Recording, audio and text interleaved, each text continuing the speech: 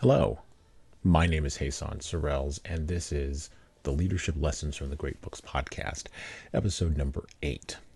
With my guest today, well, there is no guest today. Instead, I'm going to be talking about the great St. Augustine of Hippo's City of God. You should check this book out.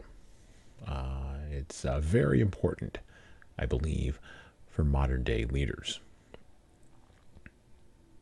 But what is relevant to the present question is this: that however admirable our adversaries may say the Republic was or is, it is certain that by the testimony of their own most learned writers it had become, long before the coming of Christ, utterly wicked and dissolute, and indeed had no existence, but had been destroyed by profligacy. To prevent this, surely these guardian gods ought to have given precepts of morals and a rule of life to the people, by whom they were worshipped in so many temples, with so great a variety of priests and sacrifices, with such numberless and diverse rites, so many festal solemnities, so many celebrations of magnificent games.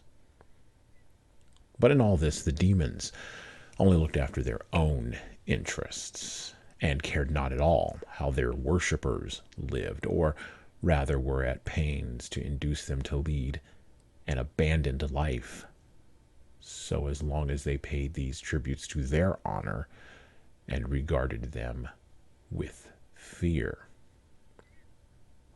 That's from Book 2, Chapter 22 of The City of God by St. Augustine.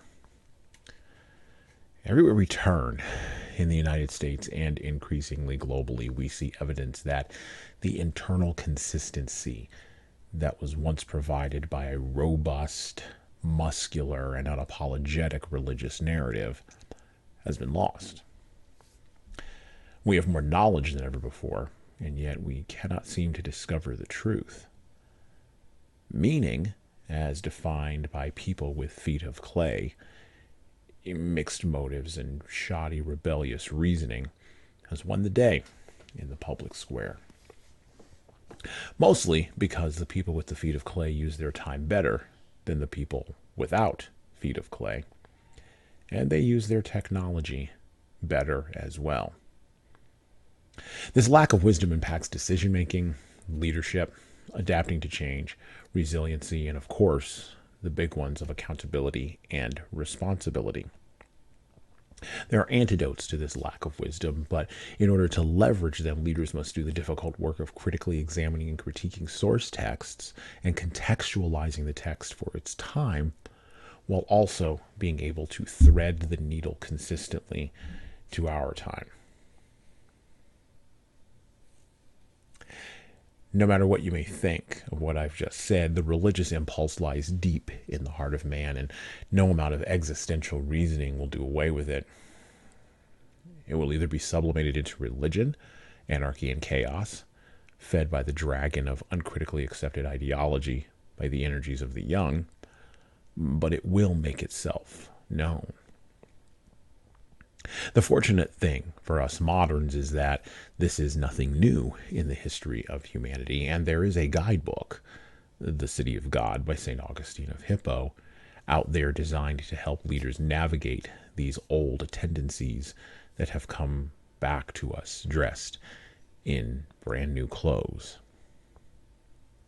From The City of God by St. Augustine of Hippo. The glorious city of God is my theme in this work, with which you, my dearest son, Marcellinus, suggested, and which is due to you by my promise.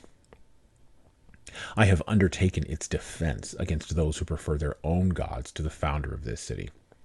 A city surprisingly glorious, whether we view it as it still lives by faith in this fleeting course of time, and sojourns as a stranger in the midst of the ungodly, or as it shall dwell in the fixed stability of its eternal seat, which it now with patience waits for, expecting until righteousness shall return unto judgment, and it obtain, by virtue of its excellence, final victory and perfect peace. A great work this, and arduous. But God is my helper, for I am aware what ability is requisite to persuade the proud. How great is the virtue of humility, which raises us not by a quite human arrogance, but by a divine grace, above all earthly dignities that taught her in this shifting scene. For the king and founder of this city of which we speak has in Scripture uttered to his people a dictum of the divine law in these words, quote, God resisteth the proud, but giveth grace unto the humble. But this, which is God's prerogative, the inflated ambition of a proud spirit, also affects and dearly loves that this be numbered among its attributes to, quote, show pity to the humbled soul and crush the sons of pride, unquote.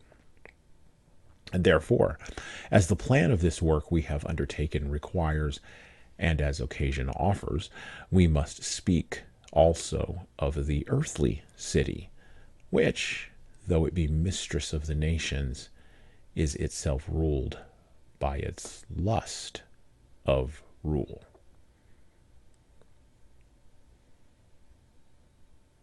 Augustine of Hippo, born 354, died in 430 AD, is among the most influential cultural figures of all time that you've never heard of. His development of Christian theology during the formative 4th and 5th century shaped church teaching for multiple generations. There are certain church leaders that are on the Mount Rushmore of Christianity, and Augustine, along with St. Thomas Aquinas, who we will speak of in a bit, and Jesus, of course, and St. Paul the Apostle would be on that mountain. Ascending to influence as a teacher of rhetoric. By the way, rhetoric is a fancy word for argumentation, or what the lawyers these days would call legal arguments. In Hippo, Rome, and Milan, Augustine initially embraced Manichaean religion and later came under the influence of Neoplatonism. Everybody was doing it back in the day. In 83-87, however, his life dramatically changed direction with his conversion to Christianity, and we'll talk a little bit about that today. After conversion, he returned to his native North Africa, where he was ordained a priest and much later made a bishop. As a leader of the church in Hippo, he preached widely and wrote voluminous biblical commentaries and apologetic works, defending Christian faith against its rivals and detractors, along with more personal and pastoral works such as Confessions. And of course, we'll be reading from Book 1 of his seminal Christian apologetic, The City of God, today on the podcast. From The City of God, by St. Augustine of Hippo, and I quote, For to this earthly city belong the enemies against whom I have to defend the city of God. Many of them, indeed, being reclaimed from their ungodly error, have become sufficiently creditable citizens of this city, but many are so inflamed with hatred against it, and are so ungrateful to its Redeemer for his signal benefits, as to forget that they would now be unable to utter a single word to its prejudice, had they not found in its sacred places, as they fled from the enemy's steel, that life in which they now boast themselves. Are not those very Romans who were spared by the barbarians through their respect for Christ become enemies to the name of Christ? The reliquaries of the martyrs and the churches of the apostles bear witness to this, for in the sack of the city they were open sanctuary for all who fled to them, whether Christian or pagan. To their very threshold the bloodthirsty enemy raged. There his murderous fury owned a limit. Thither did such of the enemy as had any pity convey those to whom they had given quarter, lest any less mercifully disposed might fall upon them. And indeed, when even those murderers who everywhere else showed themselves pitiless came to these spots where that was forbidden, which the license of war permitted in every other place, their furious rage for slaughter was bridled, and their eagerness to take prisoners was quenched. Thus escaped multitudes who now reproach the Christian religion and impute to Christ the ills that have befallen their city, but the preservation of their own life, a boon which they owe to the respect entertained for Christ by the barbarians, they attribute not to our Christ, but to their own good luck. They ought rather, had they any right perceptions, to attribute the severities and hardships inflicted by their enemies to that divine providence which is wont to reform the depraved manners of men by chastisement, and which exercises with similar afflictions the righteous and praiseworthy, either translating them, when they have passed through the trial, to a better world, or detaining them still on earth for ulterior purposes. And then they ought to attribute it to the spirit of these Christian times, that, contrary to the customs of war, these bloodthirsty barbarians spared them, and spared them for Christ's sake. Whether this mercy was actually shown in promiscuous places, or in those places specially dedicated to Christ's name, and of which the very largest were selected as sanctuaries, that full scope might thus be given to the expansive compassion which desired that a large multitude might find shelter there. Therefore, ought they give thanks to God, and with sincere confession flee for refuge to his name, so that they may escape the punishment of eternal fire. They who with lying lips took upon them his name and this name, that they might escape the punishment of present destruction. For of those whom you seek, or of those whom you see insolently and shamelessly insulting the servants of Christ, there are numbers who would not have escaped that destruction and slaughter had they not pretended that they themselves were Christ's servants. Yet now, in ungrateful pride and most impious madness, and at the risk of being punished in everlasting darkness, they perversely oppose that name under which they fraudulently protected themselves for the sake of enjoying the light of this brief life. Unquote. He wasn't just kidding around. He was committed to exposing the internal hypocrisies of paganism and the old Roman order. Augustine of Hippa was noted for his acerbic language and direct rhetorical appeals to the pagan world he came out of. Let me lay a little bit of that world out for you right now. He was born in 354 in a municipium of Thagast, which is now in Algeria, in the Roman province of Numidia. His mother, Monica, was a devout Christian, and his father, Patricius, was a pagan who converted to Christianity on his deathbed. At age 11, Augustine became familiar with Latin literature, and he got his first insight into hamartia, or sin, when he and a number of friends stole some fruit that they did not want from a neighborhood garden. He remembers he stole the fruit, and he notes this in his biography later on, not because he was hungry, but because, quote unquote, it was not permitted. His very nature, he said, was flawed. It was foul, and I loved it.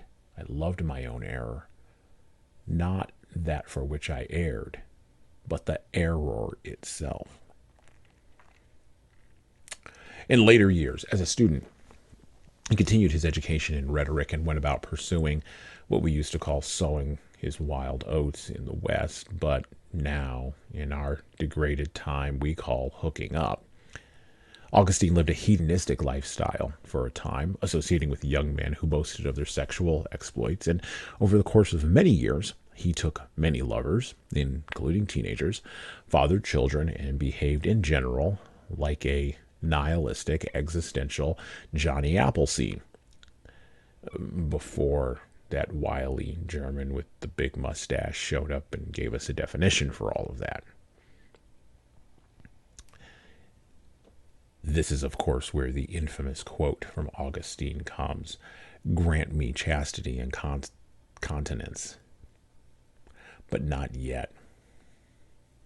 It is against this backdrop of a man that we have a rare event occur.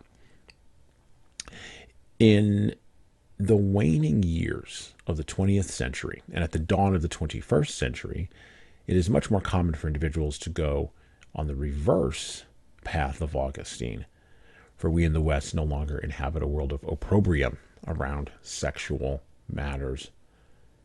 Not even the stereotyped Bible-thumping Christians give opprobrium anymore. Leaders should pay attention. That's the big lesson from this section.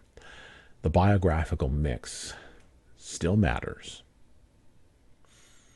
If then Virgil says that the gods were such as these and were conquered, and that when conquered they could not escape except under the protection of man, what madness is it to suppose that Rome had been wisely entrusted to these guardians, and could not have been taken unless it had lost them?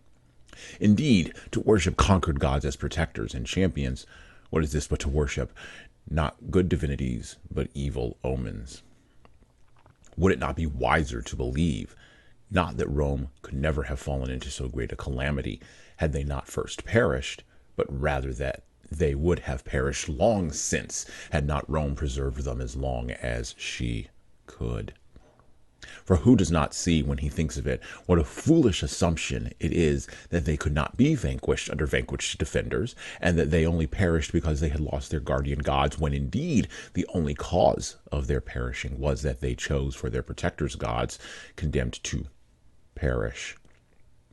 The poets, therefore, when they composed and sang these things about the conquered gods, had no intention to invent falsehoods, but uttered, as honest men, what the truth exhorted from them.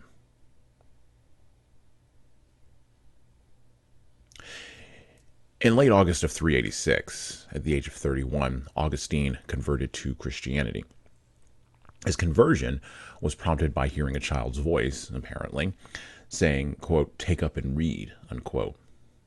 Resorting to the Sortes Sanctorum, he opened a book of St. Paul's writings at random and read Romans 13 through 14, and I quote, "Not in rioting and drunkenness, not in chambering and wantonness, not in strife and envying, but put on the Lord Jesus Christ, and make no provision for the flesh to fulfill the lusts thereof." St. Augustine lived at a time not unlike our own, where conversions and changes of mind were suspect, where the push to improve was thought to be driven by technologies, and where the tyranny of philosophical pursuits was almost absolute. Leaders must know where they came from and must successfully integrate much of that new knowledge into their leadership experiences. Reading biographies can help leaders grow in understanding how others have grown in self-awareness, but so can reading memoirs. This is the contextual tyranny of the present age leaders struggle with, and rightly so. Augustine did as well, but living around 1600 years ago or so, before the advent of the first psychological treatise, much of this self-knowledge was based on the theology of the Word of God, and in opposition to the hypocrisies of the Roman Empire with which he was entwined. Further contextualizing his writings of self-awareness is the fact that in 410, the Visigoth tribes sacked Rome. That's what he's referencing in the last two pieces that I read, excerpts that I read. And they brought an ignoble end to a mighty empire that had lasted in a very, very long time. Driven, of course, by paganism, driven, of course, by Caesar worship, driven, of course, by violence and chaos and appeals to blood. Augustine grew up in the shadow of all of this. He came of age in the shadow of all of this. He wrote his his theological treatise in the shadow of all of this. And he, like us in this modern era, came in at the end of things, when all of the best parts of Rome were tarnished and depleted, which opens the door to the question, and it is a good one as I sit here looking around at America in 2022 and looking around at the West in 2022. Here's the question: how does a leader lead when the civilization in which they were born has lost the narrative and may perhaps be on the decline? flailing around and placing blame in all of the wrong places. Back to The City of God by St. Augustine of Hippo, still in Book 1.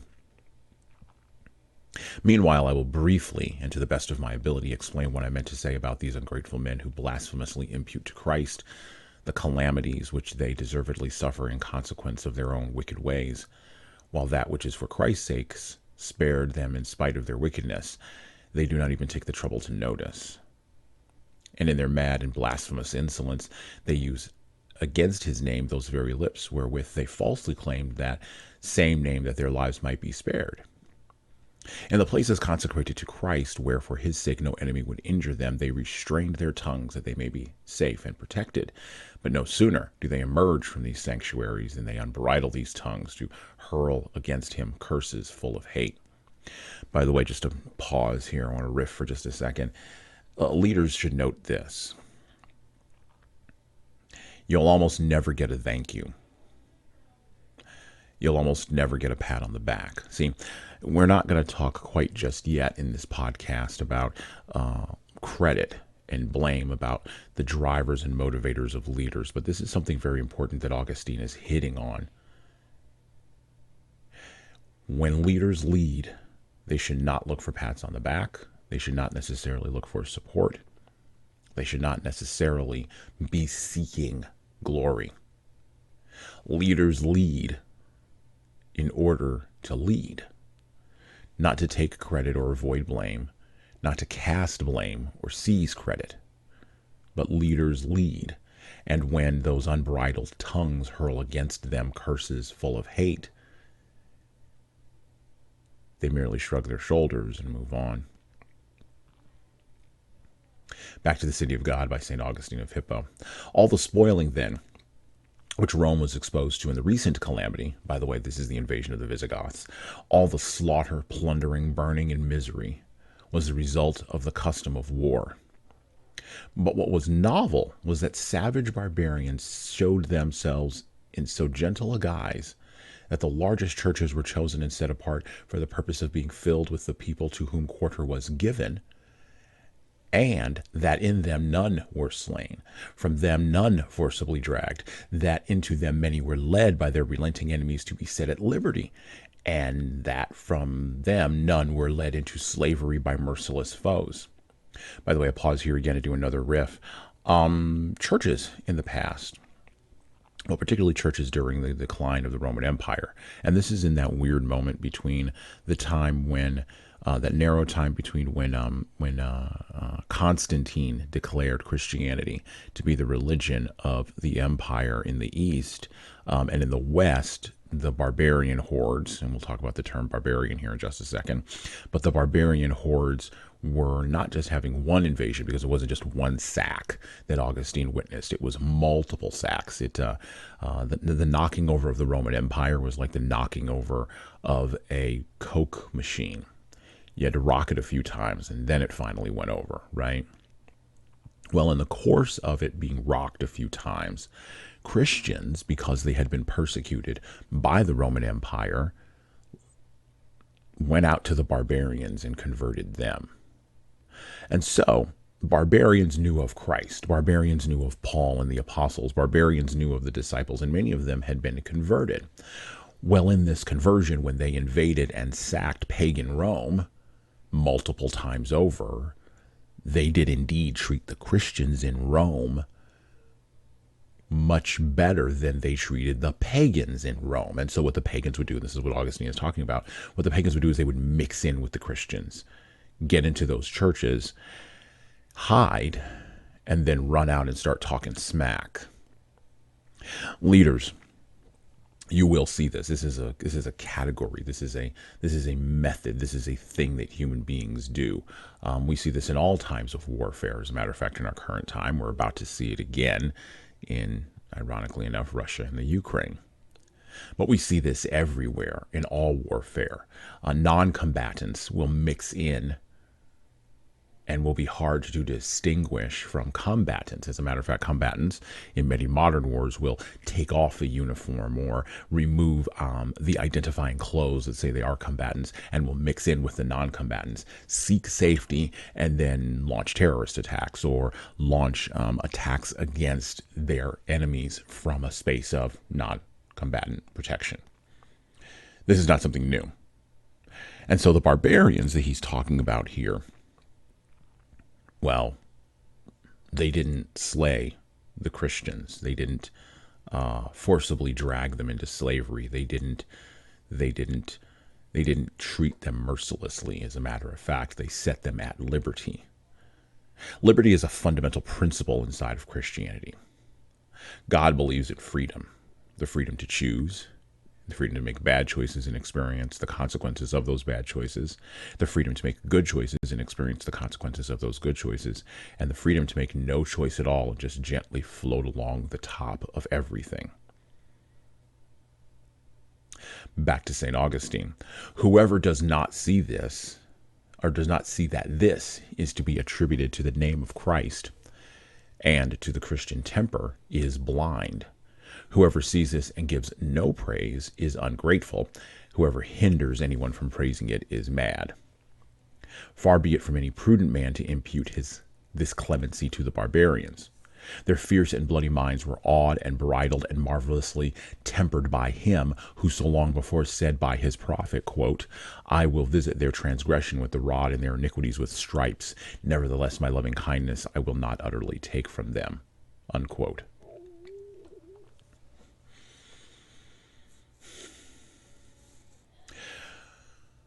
In our last shorts episode, we talked a little bit about the theology of leadership, because I always mention this at the beginning of the introduction to the shorts episodes. And we talk about how leaders have to understand not only their own personal conception of an eternal being, if they have one, but they also have to contextualize leadership within the context of how hierarchies are arranged and are set up and are perpetrated inside of systems based on this conception of one high being, particularly in the West. Well, there's another thing to take from this passage from Augustine, and it is this. Leaders should be aware that going to war, whether it's war against a competitor in a narrow market niche or war against another nation state, will always involve calamity, chaos, misery, and plunder. I avoid using and leveraging war metaphors on this podcast because war isn't a metaphor. It's a reality of pressure backed up by force and violence. Many times leaders will start conflicts or wars because of hurt feelings. That's a big one. Bruised egos. That's a second big one. Or because they are determined to escalate because they can't back down once they've decided to pursue a particular course of action. Those acts between escalation and ego are usually justified by a leader through appeals to the theology of work, the religion of the upwardly pointing hierarchy, and the tradition of the Industrial Revolution. Mental infrastructure, which there is mental infrastructure still left around from the Industrial Revolution, about what work should be, that leaders and followers alike still carry in their heads. Leaders got to watch out for all of that. And Augustine points this out. Then there are the barbarians.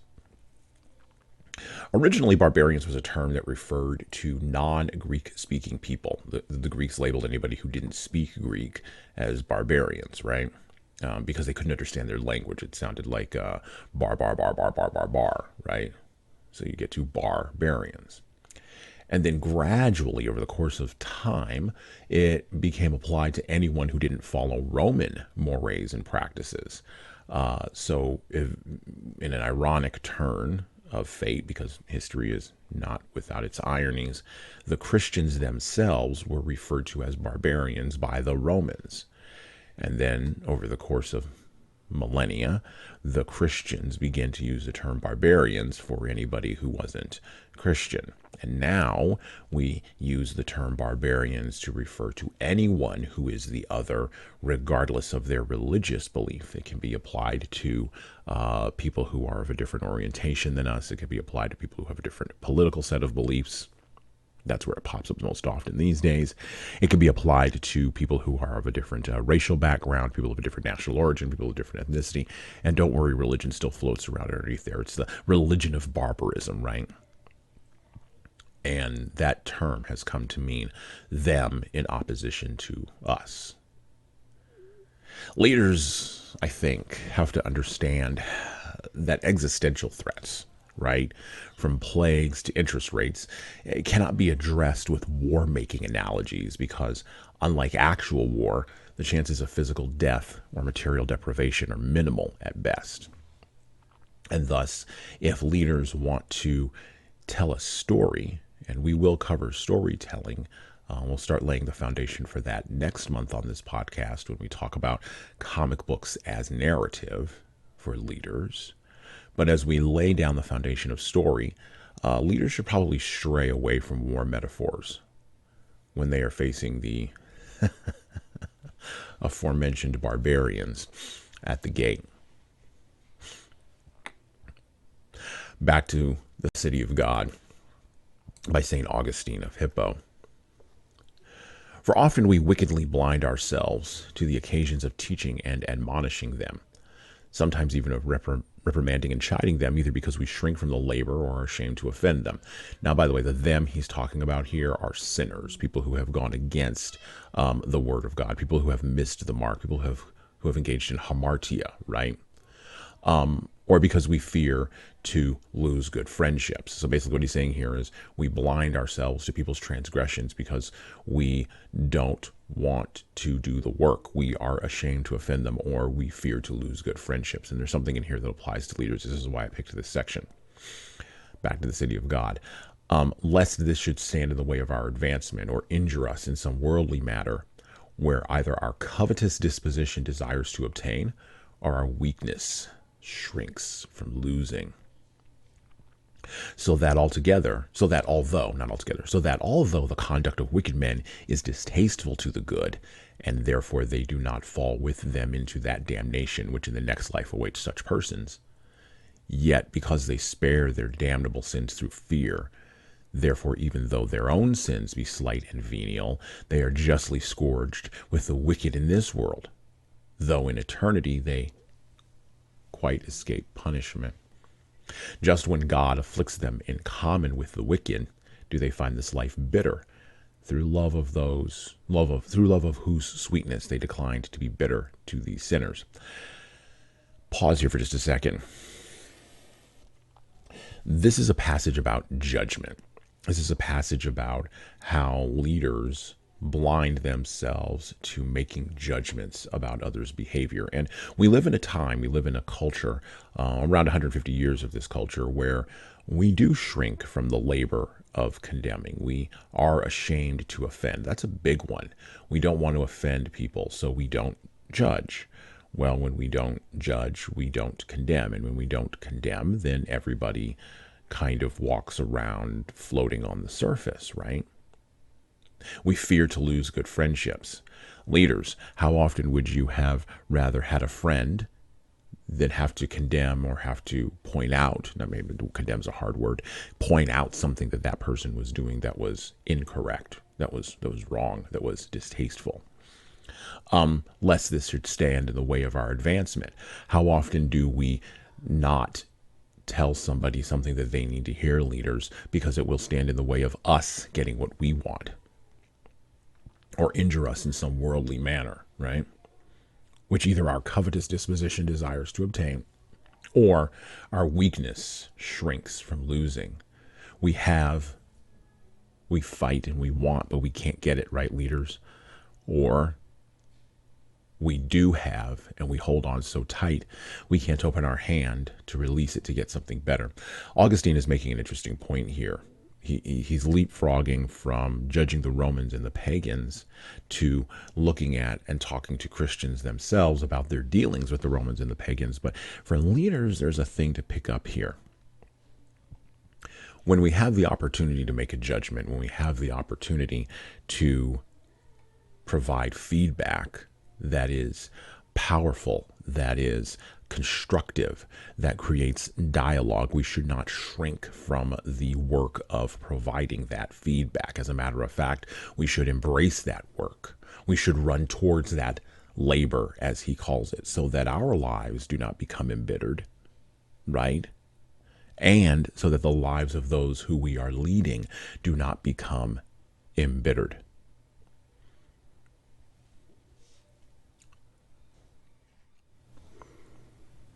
Back to City of God by St. Augustine of Hippo. If anyone forbears to reprove and find fault with those who are doing wrong because he seeks a more seasonable opportunity, or because he fears they may be made worse by his rebuke, or that other weak persons may be disheartened from endeavoring to lead a good and pious life and may be driven from the faith, this man's omission seems to be occasioned not by covetousness, but by charitable consideration. But what is blameworthy is that they who themselves revolt from the conduct of the wicked and live in quite another fashion, yet spare those faults in other men which they ought to reprehend and wean them from, and spare them because they fear to give offense, lest they should injure their interests in those things which good men may innocently and legitimately use, though they use them more greedily than becomes persons who are strangers in this world and profess the hope of a heavenly country. For not only the weaker brethren who enjoy married life and have children, or desire to have them, and own houses and establishments, whom the apostle addresses in the churches, warning and instructing them how they should live, both the wives with their husbands and the husbands with their wives, the children with their parents, and parents with their children, and servants with their masters, and masters with their servants. Not only do these weaker brethren gladly obtain and grudgingly lose many earthly and temporal things, on account of which they dare not offend men whose polluted and wicked life greatly displeases them, but those also who live at a higher level, who are not entangled in the meshes of married life, but use meager food and raiment, do often take thought of their own safety and good name, and abstain from finding fault with the wicked because of their own safety and good name, and because they fear their wiles and violence. By the way, just pause for just a moment. This is a powerful statement that Augustine is making that leaders need to pay attention to. No matter what station a leader is in the organization, it is a leader's responsibility to hold the system to its own rules, hold the hierarchy to its own rules. And this is core to Augustine's idea that he was advocating for here in this very long passage, advocating for the hierarchy, for the system to be held to its own standard. This is what leaders do. This is what the Reverend Dr. Martin Luther King Jr. did. This is what Gandhi did. This is what, through her actions, Mother Teresa and Margaret Thatcher did. They held the system, they held the hierarchy to its own standards. This is the gap. This is what creates the gap between leaders and statesmen. This is what politicians and organizations can never do. But leaders can make that leap. Back to Augustine. And although they do not fear them to such an extent as to be drawn to the commission of like iniquities, nay, not by any threat or violence soever, yet those very deeds which they refuse to share in the commission of, they often decline to find fault with. And possibly they might, by finding fault, prevent their commission. They abstain from interference because they fear that, if it fail of good effort, their own safety or reputation may be damaged or destroyed. Not because they see that their preservation and good name are needful, that they may be able to influence those who need their instruction, but rather because they weakly relish the flattery and respect of men, and fear the judgments of people, and the pain or death of the body, that is to say, Their non-intervention is the result of selfishness, not of love. Leaders need to recognize that social norming and the power of monkey see, monkey do as a powerful drug. Back again to Augustine. Accordingly, this seems to me to be the one principal reason why the good are chastised along with the wicked, when God is pleased to visit with temporal punishments the profligate manners of a community. These selfish persons have more cause to fear than those to whom it was said through the prophet, quote, "He is taken away in his iniquity, but his blood will I require at the watchman's hand," unquote. For watchmen or overseers of the people are appointed in churches that they may unsparingly rebuke sin. They, then, who lost their worldly all in the sack of Rome, if they owned their possessions as they had been taught by the apostle, who himself was poor without but rich within, that is to say, if they had used the world not in using it, could say in the words of Job, heavily tried, but not overcome, and I quote, "Naked came I out of my mother's womb, and naked shall I return thither. The Lord gave, and the Lord taketh away. As it pleased the Lord, so it has come to pass. Blessed be the name of the Lord."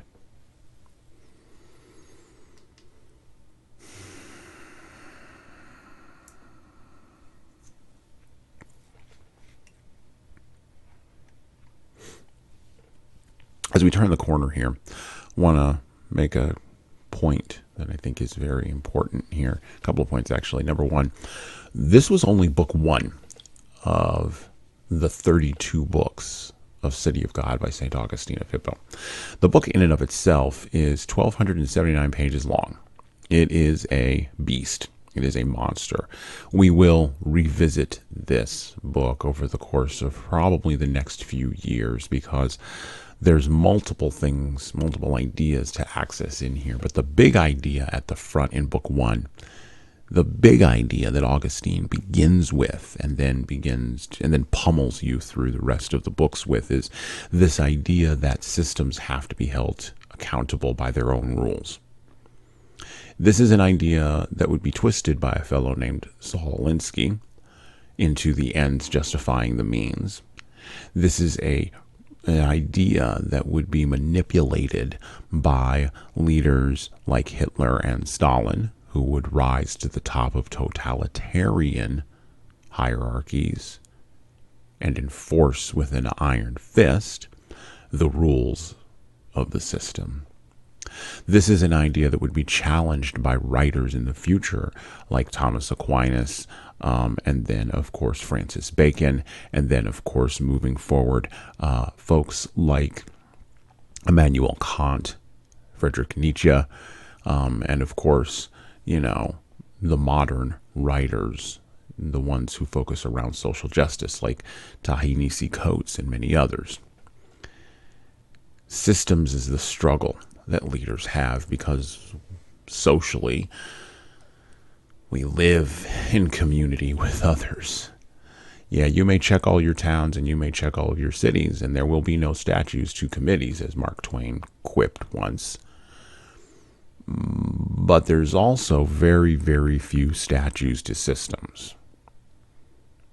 And the presuppositions and expectations that go along with those systems that leaders have to operate under at a certain point have to be measured and examined and put to the task. But leaders must do this very carefully because they must recognize that their actions may have unintended consequences. And this is something else that Augustine explores in his book, City of God. Intention is closely tied to concepts of culpability, accountability, responsibility, integrity, and of course, transparency. Leaders' intent in the military is the idea that the leader should know what success looks like at the end of a mission in the field, intended or unintended consequences or not.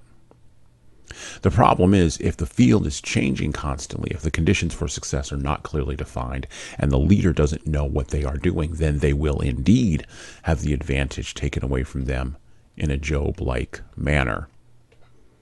Naked a leader will come out of the womb of leadership, and naked they shall return. But the system gives, and the system takes away. And as it pleases the system, so has it come to pass. Blessed be the name of the Lord.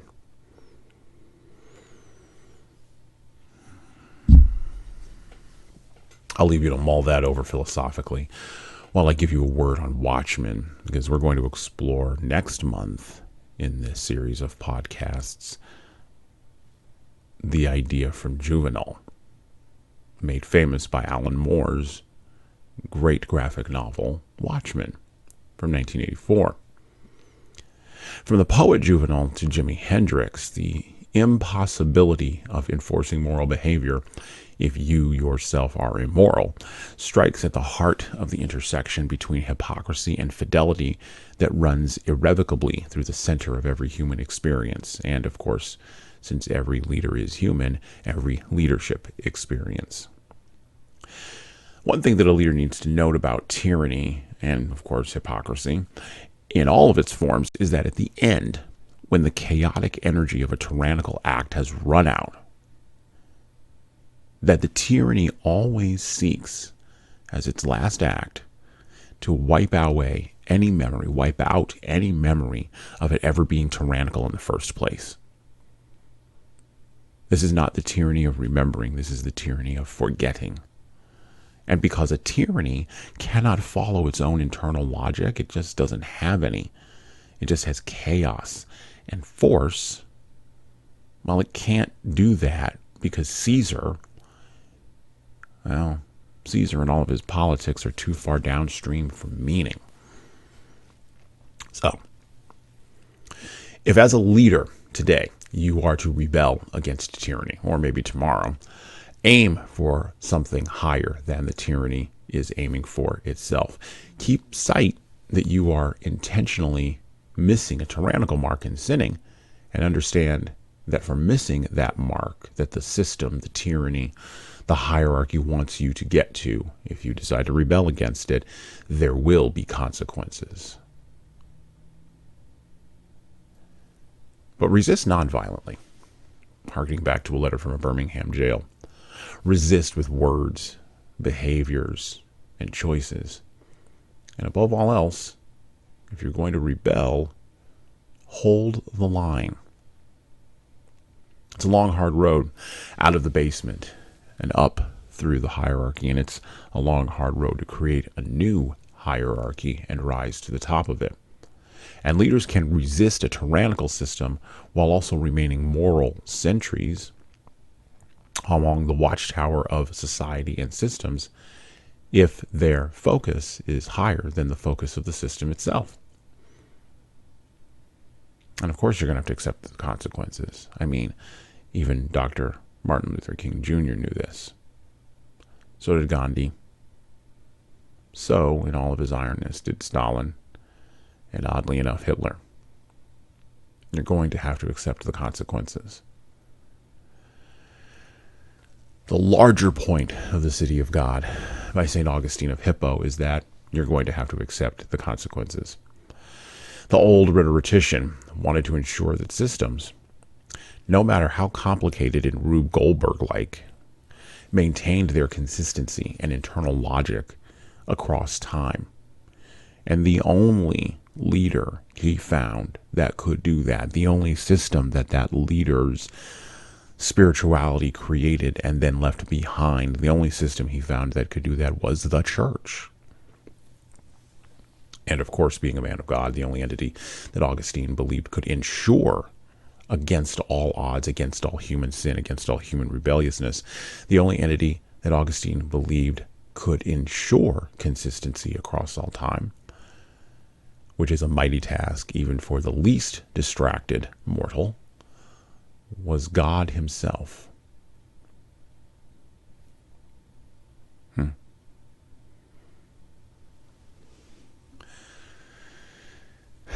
We live 1,592 years later, and Augustine, well, it's shocking how many people don't know about him. And this is worrisome, for in the upcoming future, And we are rapidly walking and wandering upon this future. Systems will be even more complicated due to the unimagined and unintended consequences and vicious knock-on effects of the mere existence of man-made, seemingly sentient objects. Society, culture, and teams, in essence, are going to need internal consistency and clarity from leaders, and they are going to need the internal consistency and the clarity that such leadership consistency brings in light of those vicious knock-on effects, those unimagined and unintended consequences. They're going to need that from leaders more than ever. And I believe that if Augustine were around right now, he would agree.